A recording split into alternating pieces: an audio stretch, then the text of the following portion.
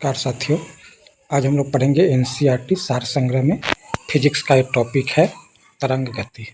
तो आज हम लोग तरंग गति के बारे में एनसीईआरटी सार संग्रह का वन लाइनर क्वेश्चन का अभ्यास करेंगे। तो वीडियो की शुरुआत करते हैं। सबसे पहले रात्रि दृष्टि उपकरण में प्रयोग की जाने वाली तरंगे कौन सी है? रात्रि दृष्टि उपकरण में प्रयोग की जाने वाली तरंगे कौन सी है? अवरक्त तरंग, अवरक्त तरंगे।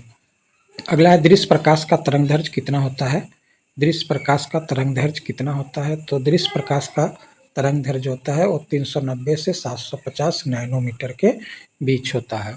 दृश्य प्रकाश का तरंगदैर्घ्य 390 से 750 नैनोमीटर के बीच होता है। अगला है आंतों से संबंधित रोगों के निदान में कौन सी किरणें का प्रयोग किया जाता है? आंतों से संबंधित रोगों के निदान में कौन सी किरणों का प्रयोग किया जाता है? तो है एक्स किरणें का, एक्स किरणों का प्रयोग किया जाता है आंतों से संबंधित रोग के निदान में। अगला है कीड़ों तथा क्षति पहुंचाने वाले जीवों को घरों से दूर भगाने के लिए किस तरंग का प्रयोग किया जाता है? कीड़ों तथा क्षति पहुंचाने वाले जीवों को घरों से दूर भगाने के लिए किस तरंग का प्रयोग किया जाता है? तो अल्ट्रासोनिक तरंग का, अल्ट्रासोनिक तरंग का प्रयोग किया जाता है। आगे समीप आती हुई रेलगाड़ी की सीटी की आवृत्ति या तीक्ष्णता बढ़ती जाती है, ऐसा किस कारण होता है? समीप आती हुई रेलगाड़ी की सीटी की आवृत्ति या तीक्ष्णता बढ़ती जाती है, ऐसा किस कारण होता है? तो डॉपलर प्रभाव के कारण होता है, डॉपलर प्रभाव के कारण होता है। अगला है क्रिस्टल की संरचना ज्ञात करने के लिए किन किरणों का प्रयोग किया जाता है? क्रिस्टल की संरचना ज्ञात करने के लिए किन किरणों का प्रयोग किया जाता है? एक्स किरणों का प्रयोग किया जाता है, एक्स किरणों का प्रयोग किया जाता है। आगे है अनुप्रस्थ तरंग के उदाहरण और अनुदैर्घ्य तरंग के उदाहरण। तो अनुप्रस्थ तरंग के उदाहरण है, यह है प्रकाश तरंगे, अनुप्रस्थ तरंग है। भूकंपीय तरंगों में एस तरंग, एस तरंग जो है सो अनुप्रस्थ तरंग है। उसके बाद है डोरी युक्त यंत्रों में उत्पन्न तरंग, जैसे सितार, गिटार, बीना, ये सब जो है सो अनुप्रस्थ तरंग है। और स्थिर जल में पत्थर फेंकने से जो उत्पन्न तरंगे होते हैं, यह अनुप्रस्थ तरंग के उदाहरण है। अनुदैर्घ्य तरंग के उदाहरण है तो ध्वनि तरंग, अनुदैर्घ्य तरंग के उदाहरण है।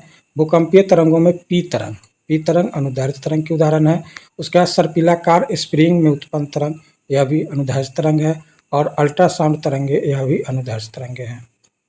आगे है एक रडार शत्रु के वायुयान की उपस्थिति का पता लगाने में कौन सी किरणों का प्रयोग होता है? एक रडार शत्रु के वायुयान की उपस्थिति का पता लगाने में कौन सी किरणें का प्रयोग होता है? तो रेडियो तरंगों का प्रयोग होता है, रेडियो तरंगों का प्रयोग होता है। पराबैंगनी विकिरण, एक्स किरणें, सूक्ष्म किरणें व गामा किरणें को तरंग दैर्घ्य के आरोही क्रम में क्या है? तो सबसे पहले गामा किरणें, फिर एक्स किरणें, पराबैंगनी किरणें और सूक्ष्म किरणें। गामा किरण, एक्स किरण, पराबैंगनी किरण और सूक्ष्म किरण। आगे है विद्युत चुंबकीय तरंग और उसके खोजकर्ता, विद्युत चुंबकीय तरंग और खोजकर्ता पढ़ेंगे। तो सबसे पहले गामा किरण, गामा किरण के खोजकर्ता है हेनरी बैकुरेल, हेनरी बैकुरेल।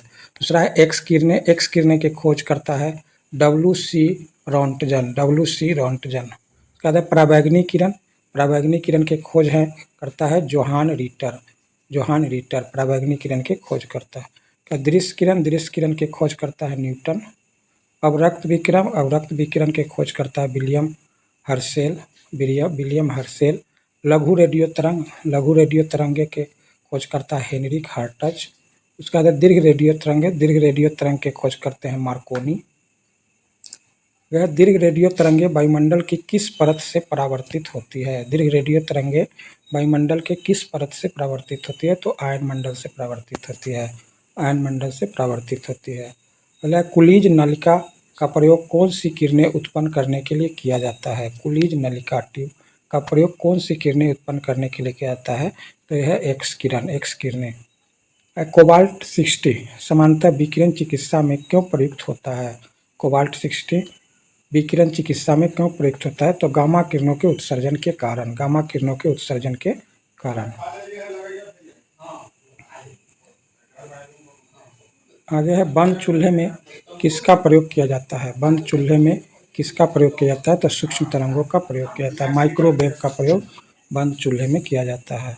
आगे सुदूर संवेदी युक्ति नियंत्रण में एक अंतर्निहित स्रोत होता है, सुदूर संवेदी युक्ति नियंत्रण में एक अंतर्निहित स्रोत होता है अवरक्त किरण का, अवरक्त किरण का। आगे दो उत्तरोत्तर श्रृंग अथवा दो उत्तरोत्तर गर्त के बीच की दूरी क्या कहते हैं? दो उत्तरोत्तर श्रृंग और दो उत्तरोत्तर गर्त के बीच की दूरी को क्या कहते हैं? तो तरंग दैर्घ्य कहते हैं। दो लगातार श्रृंग या दो लगातार गर्त के बीच की दूरी को तरंग दैर्घ्य कहते हैं, तरंग दैर्घ्य कहते हैं। आगे है समुद्र में डूबी वस्तु को पता लगाने के लिए प्रयुक्त किए जाने वाले उपकरण को सोनार कहते हैं, सोनार। समुद्र की जो में कोई वस्तु डूब जाती है तो उसकी पता लगाने के लिए जो यंत्र है उस यंत्र का नाम है सोनार, यंत्र का नाम है सोनार। हम लोग पढ़ रहे हैं एनसीईआरटी सार संग्रह, एनसीईआरटी सार संग्रह।